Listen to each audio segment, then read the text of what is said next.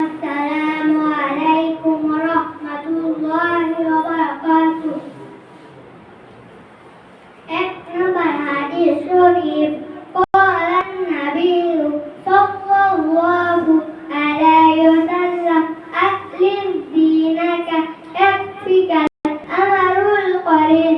হাদিস শরীফের অর্থ নবী করিম সাল্লাল্লাহু আলাইহি ওয়াসাল্লাম বলিয়াছেন, তোমার ইমানকে খাঁটি করো, অল্প আমলই নাজাতের জন্য যথেষ্ট হইবে। দুই নম্বর হাদিস শরীফ খায়রুকুম মান তাআল্লামাল কুরআনা ওয়া আল্লামা।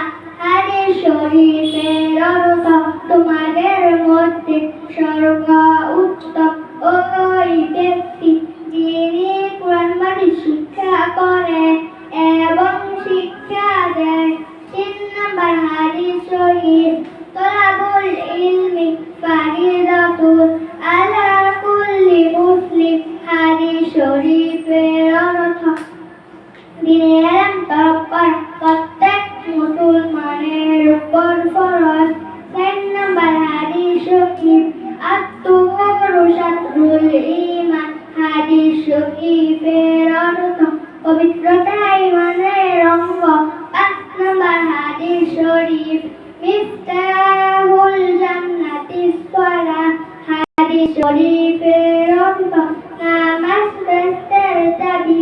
ছয় নম্বর হাদিস শরীফ আউয়ালু মা ইউহাসাবু বিহিল আবদু ইয়াউমাল কিয়ামাতিস সালাহ।